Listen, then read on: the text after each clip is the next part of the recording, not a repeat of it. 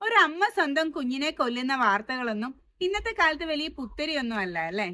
വലിയ കോളിളക്കം സൃഷ്ടിക്കുന്ന ഈ വാർത്തകളായിട്ട് ഒന്നോ രണ്ടോ ദിവസത്തിനകം പോസ്റ്റ്മോർട്ടം ഡിപ്രഷനോ പോസ്റ്റ്മോർട്ടം സൈക്കോസിസെന്നോ ഒക്കെ പറഞ്ഞ് അങ്ങ് മുങ്ങിപ്പോവാറുണ്ട്. ശരിക്കും ഇന്ന് വീഡിയോ ചെയ്യുന്നത് അങ്ങനെയുള്ള ടീമിനെ സപ്പോർട്ട് ചെയ്യാനോ അല്ല, എന്നാൽ അങ്ങനെയുള്ളവരെ കുറ്റം പറയാനോ അല്ല. ഈ വലിയ ക്രിമിനൽ കുറ്റങ്ങളിൽ നമ്മളും പങ്കാളികളല്ലേ എന്നൊരു കാര്യം സൂചിപ്പിക്കാൻ വേണ്ടിയിട്ടാണ്. എങ്ങനെയാണെന്നല്ലേ, ശരിക്കും നമ്മളുടെ വീട്ടിലെ ചെറിയ മക്കള് പലപ്പോഴും ലൈംഗികതയോട് കണക്ട് ചെയ്യുന്ന പല സംശയങ്ങളും നമ്മളോട് ചോദിക്കാറുണ്ട്.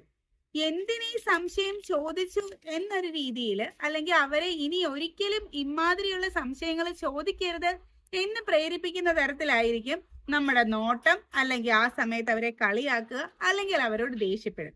ഇങ്ങനെ ലൈംഗിക വിദ്യാഭ്യാസം തുടക്കത്തിലെ തന്നെ അവർക്ക് നിഷേധിക്കുകയാണ് നമ്മൾ പലപ്പോഴും ചെയ്യുക. നമ്മൾ കുഞ്ഞുങ്ങളെ സ്കൂളിൽ നിന്നും അല്ലെ വീട്ടിൽ നിന്നും തന്നെ കറക്റ്റ് ആയിട്ട് ശരിയായ ലൈംഗിക വിദ്യാഭ്യാസം കൊടുത്തു തന്നെ വളർത്തണം. ഇല്ലെങ്കിൽ ഇന്നത്തെ കാലത്തെ കുട്ടികൾ നമ്മളെ പോലല്ല, അല്ലെ നമുക്കുണ്ടായ എക്സ്പീരിയൻസസ് അല്ല, എക്സ്പോഷർ അല്ല അവർക്ക്. ഇന്ന് നമ്മൾ ഒരു നാഴികയ്ക്ക് 40 വട്ടം പറയുന്നുണ്ട്.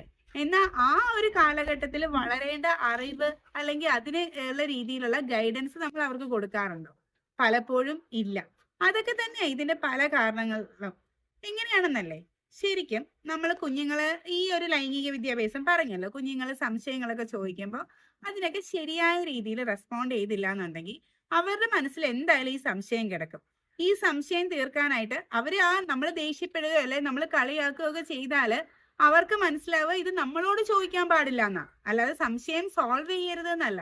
അവർ ഈ സംശയം തീർക്കാനായിട്ട് മറ്റ് പല മേഖലകളിലേക്കും ഇറങ്ങിച്ചെല്ലും. അവിടെ നിന്ന് അവർക്ക് ഈ സംശയ നിവാരണം അത്ര ശരിയായ രീതിയിലൊന്നും ആയിരിക്കില്ല കിട്ടുന്നത്. അങ്ങനെ തന്നെ പ്രശ്നങ്ങൾ തുടക്കമാവും. ഇനി നമുക്ക് പ്രായപൂർത്തി ആയി കഴിഞ്ഞു കഴിഞ്ഞാൽ സേഫ് ആയിട്ടുള്ള ലൈംഗിക ബന്ധത്തിൽ ഏർപ്പെടുന്നത് തെറ്റല്ല എന്ന് തന്നെയാണ് നമ്മുടെ നിയമവ്യവസ്ഥ നമ്മളോട് പറയുന്നത്. അങ്ങനെ പ്രഗ്നൻസി ആയി കഴിഞ്ഞു കഴിഞ്ഞാൽ, അല്ലെങ്കിൽ അവർക്ക് താല്പര്യമില്ല, ഒരു സ്ത്രീക്ക് താല്പര്യമില്ലാത്ത പ്രഗ്നൻസി 3 മന്ത്സിന് മുമ്പാണ് എന്നുണ്ടെങ്കിൽ അവർക്കത് വേണ്ട എന്ന് വെക്കാനും നമ്മുടെ നിയമം ഫുൾ സപ്പോർട്ട് കൊടുക്കുന്നുണ്ട്. എന്നാലോ നമ്മുടെ സമൂഹം ഇതിന് വല്ലതും സമ്മതിക്കുമോ? ആരെയും അല്ലെങ്കിൽ ഒരു എക്സ്ട്രാ മാരിറ്റൽ അഫയേഴ്സ് അല്ലെങ്കിൽ ഒരു കല്യാണത്തിന് മുമ്പ് ഒരു സ്ത്രീയോ പുരുഷനോ ലൈംഗിക ബന്ധത്തിൽ ഏർപ്പെടുന്നു എന്ന് കേട്ടാൽ തന്നെ ഇത് എന്തായി പറയുന്നത്, അല്ല ഇത് എന്തായി ചെയ്യുന്നത് എന്നൊരു ആറ്റിറ്റ്യൂഡ് ആയിരിക്കും നമുക്ക് പലപ്പോഴും. എന്നാൽ നമ്മൾ ഇത്രയും എതിർക്കുന്നത് കൊണ്ട് തന്നെ നമ്മളിൽ പല ആളുകളും ഇങ്ങനെയുള്ള കാര്യത്തിൽ ഇൻവോൾവ് ചെയ്യുന്നത് വളരെ ഹിഡൻ ആയിട്ടായിരിക്കും, അതായത് വളരെ രഹസ്യ സ്വഭാവത്തോടു കൂടി ആയിരിക്കും എന്ന് മാത്രം. അല്ലാതെ ഇതൊന്നും ആരും ചെയ്യാണ്ടേയും കാണാണ്ടേയും ഇരിക്കുന്നുണ്ടെന്ന് എനിക്ക് തോന്നുന്നില്ല കേട്ടോ. ഇതിന് 2 അഭിപ്രായം ഉണ്ടാവും ഉറപ്പാണ്. നിങ്ങളുടെ അഭിപ്രായം എന്താണേലും താഴെ കമന്റ് ചെയ്യുക കേട്ടോ.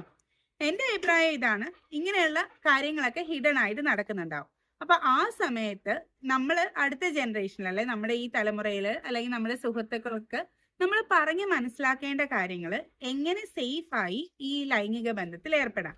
നമുക്ക് ലൈംഗിക ബന്ധം പല രീതികളിലാണ്. നമ്മൾ ഒരു ലൈംഗികതയിൽ ഏർപ്പെടുന്നത് മിക്കവാറും ഒരു പ്ലഷറിന് വേണ്ടി, ഒരു സന്തോഷത്തിന് വേണ്ടി, നമ്മൾ എൻജോയ് ചെയ്യാൻ വേണ്ടിയിട്ടായിരിക്കും.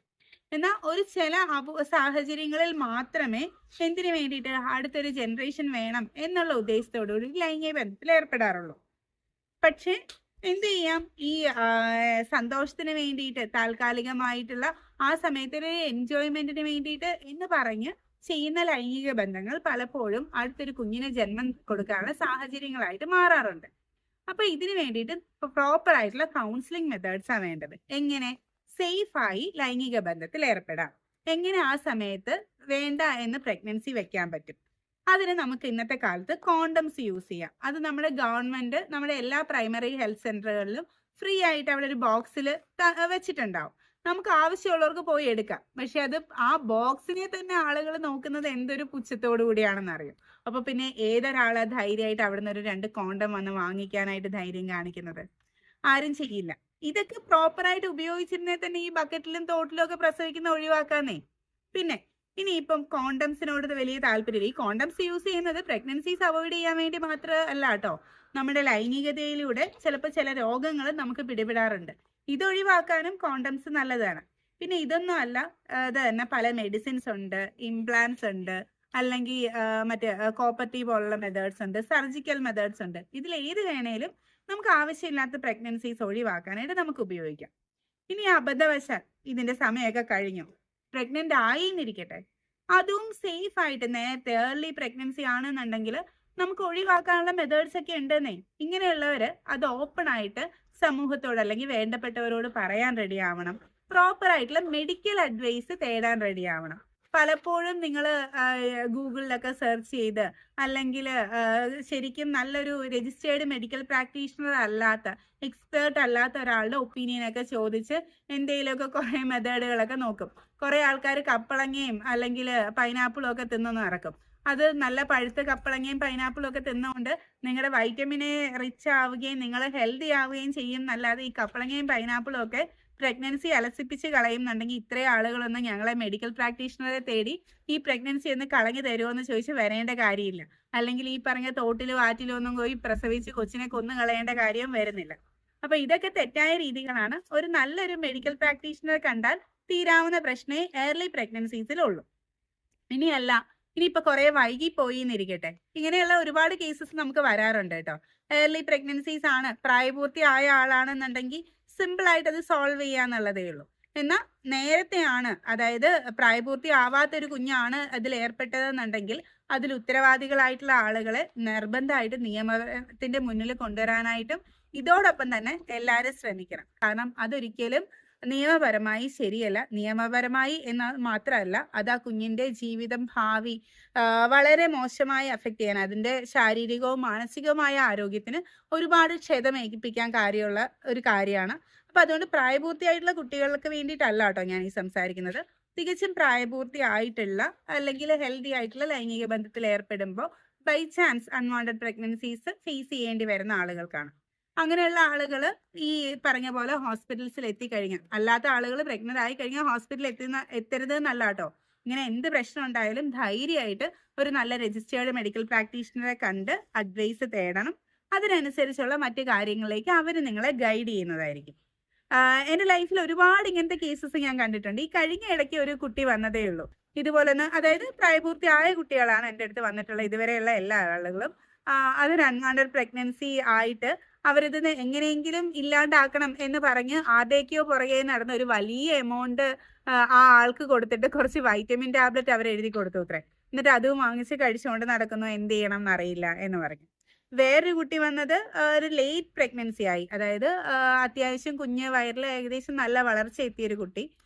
ആ കുട്ടിക്കും അതുപോലെ തന്നെ ഗവൺമെന്റ് സെക്ടറിൽ വളരെ ഹെൽത്തി ആയിട്ട് ആ കുഞ്ഞിന് ജന്മം കൊടുക്കാൻ പറ്റി. അമ്മയും കുഞ്ഞും സേഫ് ആയിട്ട് തന്നെ ഇരിക്കുന്നു.